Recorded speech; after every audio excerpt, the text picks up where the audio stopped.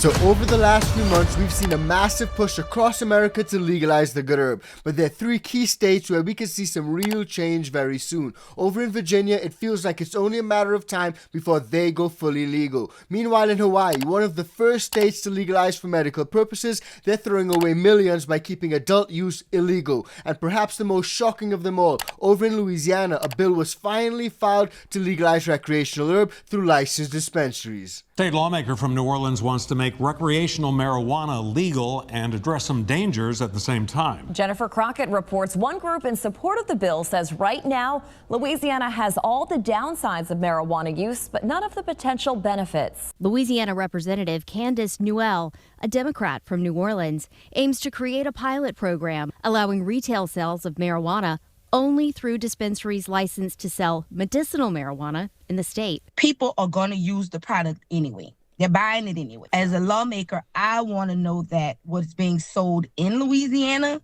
is tested and it's a safe product for the people who live and visit in Louisiana. Newell says too many people are in jail on marijuana-related convictions, and the illicit use, or even the limited retail products already on shelves, open up dangers that she wants the pilot program to address.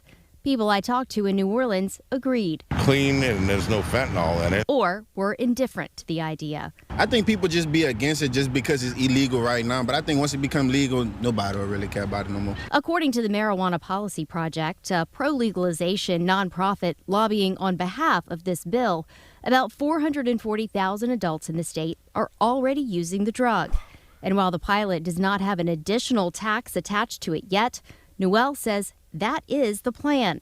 An upside proponents say could net about $250 million in new state revenue. And I'm not saying that there is no downsides to cannabis use. Okay? I'm clearly not saying that. What I'm saying, though, is that people are using this product whether it's legal or not. But currently, we are receiving no economic benefit in just whatever negative impacts. And that's a fact. Folks are using regardless of whether it's legal or illegal. So the truth is, why don't these lawmakers actually make it legal and regulate it so that way the state can actually receive some of the tax benefits from this good plant? Because this Louisiana resident raises a good point. Right now it's currently illegal, and that's why everyone is so hyper-focused on it. But as soon as it's made legal, no one's going to really bat an eyelid anymore. And the truth is, the most dangerous thing about the good herb is being caught with it, especially where it's illegal. So when it comes to Louisiana and some of these other prohibition states, it'll be great to see at least some of them finally file and advance some of these bills when it comes to legalization. Now, it's really refreshing when we see some of these lawmakers having some sort of understanding about the herb itself or the fact that people are going to use it whether it's illegal or not. Because in mainstream media, we see tons of goofy takes as well as folks who are supposedly experts and professionals speaking about the good herb when the truth is they have no understanding about it whatsoever. And this clip shows it so clearly. Have a look.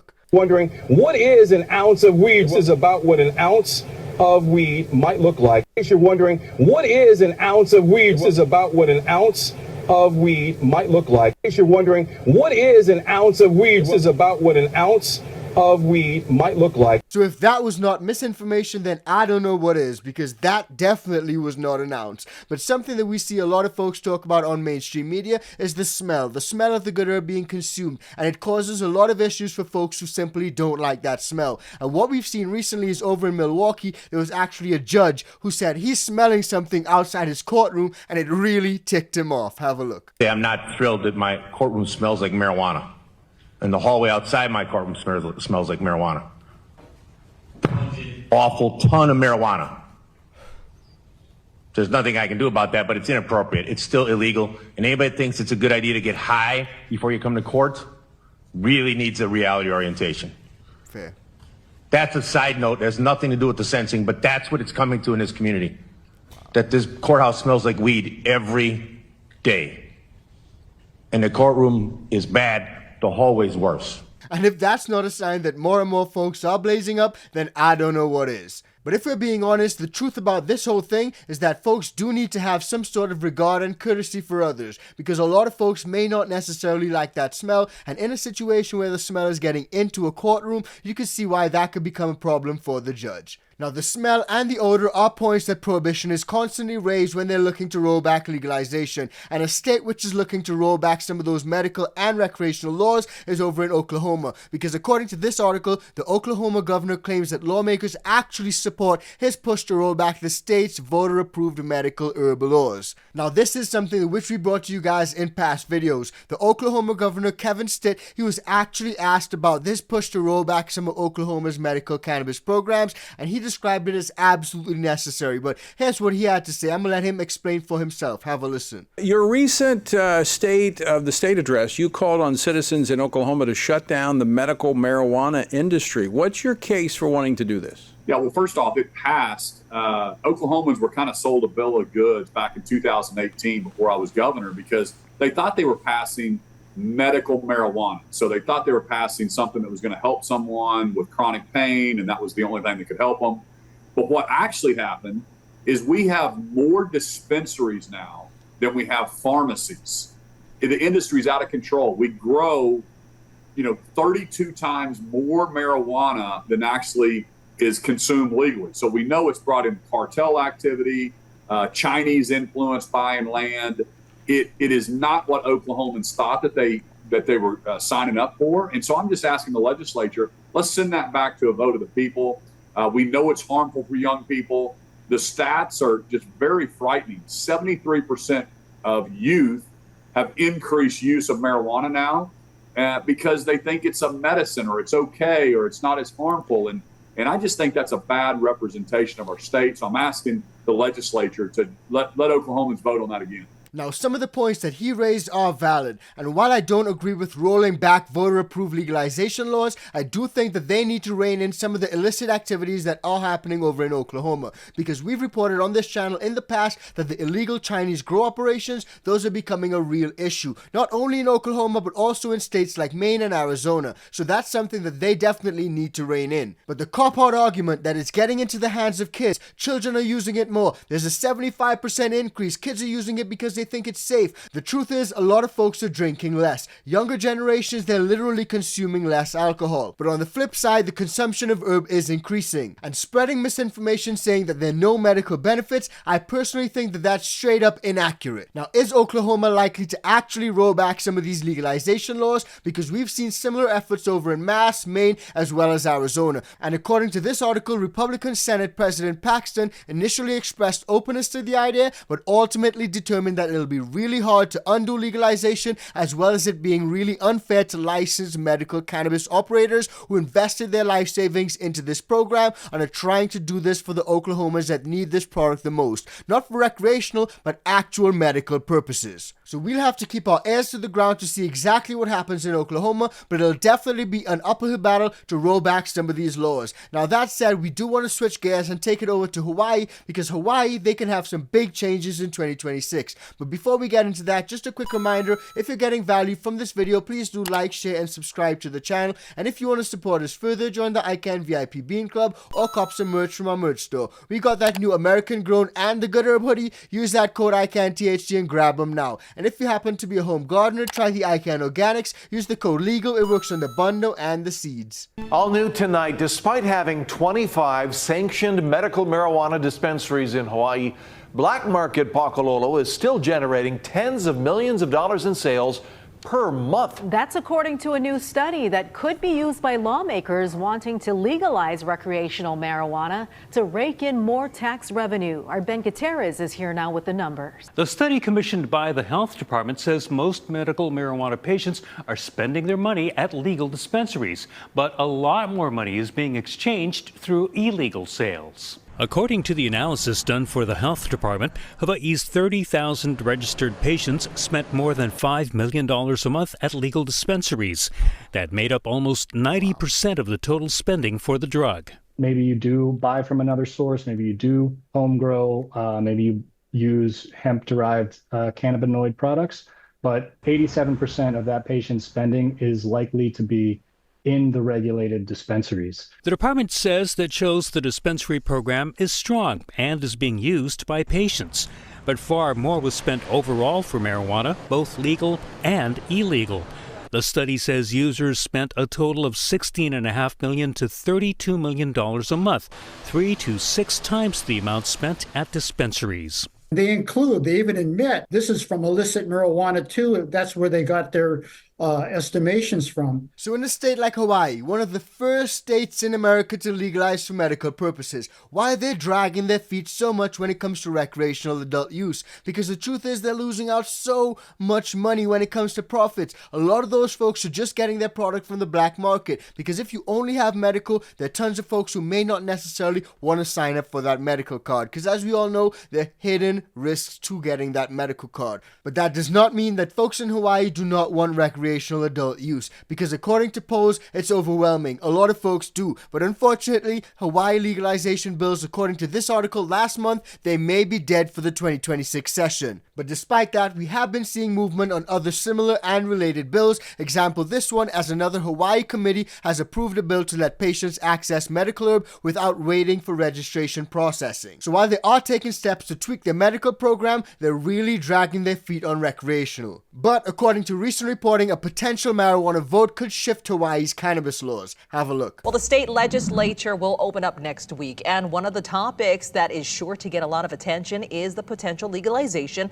of marijuana. So our Paul Drews reports on what's new for this session. Paul. Well, Hawaii was the first state to have its legislature legalize medical marijuana, but it remains one of 26 states that has not legalized recreational marijuana use. Some lawmakers I talked with today hope to change that. At vape shops around the state, you can get legal hemp products that people use to help them sleep, focus, or relax. But some customers would also like products with higher THC, like that found in cannabis. A lot of people do come in here, they're unable to get their green card, and it's a long process for them. So it'd be a little easier if it was just legalized in general, a little easier for people to get. Nearly every year, bills are introduced in the state legislature that would legalize recreational marijuana for adults, but none have passed so far, although lawmakers remain optimistic.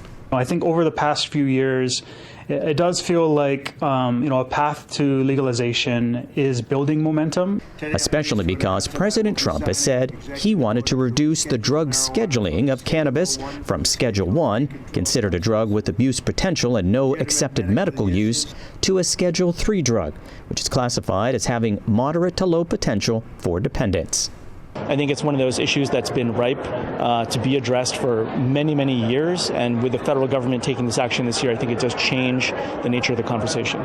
So Hawaii may finally see some change in 2026, and that'll be a good thing. And another state which definitely may see some change in 2026 is over in Virginia, because according to this article, Virginia cannabis bills are nearing the finish line, in particular bills relating to legalizing sales and resentencing prior convictions. But despite all that, we are seeing the mainstream media pushing fear-mongering narratives, especially when it comes to legalization and driving under the influence. Check it out. As soon as this fall, it could be a lot easier for you to get your hands on marijuana here in Virginia. And well, Virginia's been a strange situation for quite some time now. They have everything except an avenue for recreational sales. You're allowed to grow your own, there's medical, but just no recreational sales. So hopefully that could be about to change pretty soon. Now, over in Virginia, while lawmakers are examining bills to create a legal retail market, the Virginia Cannabis Control Authority has launched a new online dashboard for the medical marijuana market. It's pretty cool. Check it out. Tonight, while Virginia lawmakers are examining bills to create a retail marijuana market. Yeah, the Virginia Cannabis Control Authority has launched a new online dashboard for the medical marijuana market. Officials say the goal is to strengthen transparency.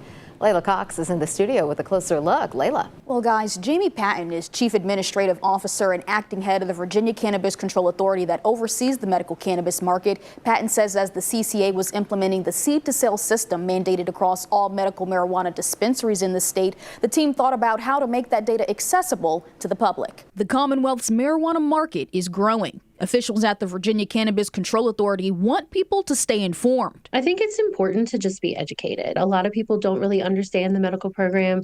They may not realize it exists, or they just don't understand the footprint that it has. A new online data dashboard from the Virginia Cannabis Control Authority can show you when, where, and how things are happening. So the dashboard will let you see total sales for a time frame.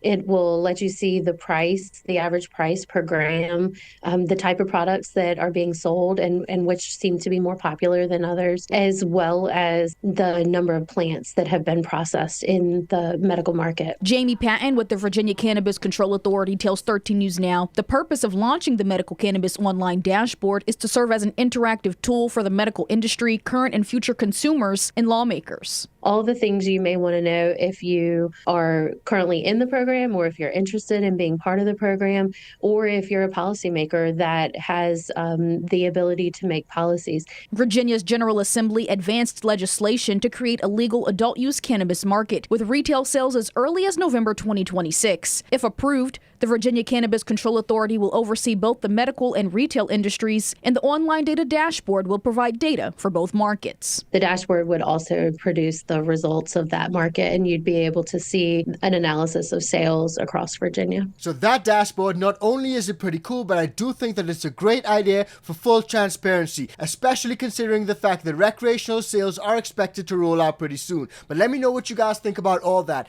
everything that we discussed in today's video, from some of the crazy stuff that's happening over in Oklahoma, as well as Hawaii and Virginia. Drop your thoughts and concerns on everything in the comment section down below. Now, in our next video, medical herb is taking over America state by state. More and more states are hopping on board with legalization. And if you haven't seen it, check it out. It's absolutely crazy. It's coming up right now.